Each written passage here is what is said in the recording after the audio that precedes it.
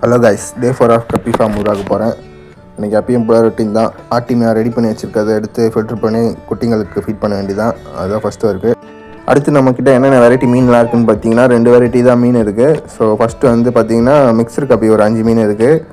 அடுத்தது பார்த்திங்கன்னா ரெட் டெக்ஸிரோ கப்பி தான் ஒரு 50 மீன் இருக்குது. ஸோ இதுதான் நம்ம ஃபஸ்ட்டு செட் பண்ணியிருக்க ஒரு செட்டப்பு. அடுத்தது பார்த்திங்கன்னா அடுத்து நம்மக்கிட்ட இருக்க ஒரு பேர் உங்களுக்கு தெரியும், பிளாட்டினோ ஜம்போ இயர், அதுவும் இருக்குது. அது ஒரு பேர் இருக்குது.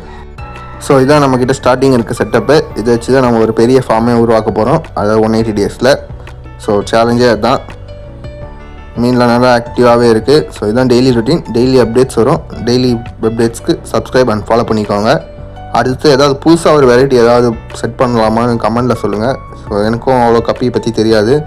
ஸோ நீங்கள் கமெண்ட்டில் தெரிஞ்சவங்க கமெண்ட் பண்ணுங்கள். அடுத்து என்ன வெரைட்டி செட் பண்ணலான்னு பார்க்கலாம். ஸோ கமெண்ட் பண்ணுங்கள். உங்கள் கமெண்ட்டை பார்த்து நான் பண்ணுறேன். அப்படியே ஒரு வெரைட்டியை ஆட் பண்ணிவிட்டு ஃபார்மை பெருசாக்கிட்டே போக வேண்டியதான். அதுதான் கோலு. ஸோ எனக்கும் கப்பி பற்றி அவ்வளோலாம் தெரியாது. நார்மல் டேர்ம் கப்பின்னு தான் தெரியும். ஸோ ஒரு வெரைட்டியை இப்போ தான் கற்றுக்கிட்டு இருக்கேன். நானும் கற்றுக்க இம்போர்ட் பண்ண வேண்டியதான். ஸோ நெக்ஸ்ட் அப்டேட்டோட பார்க்குறேன் உங்களை. பாய்.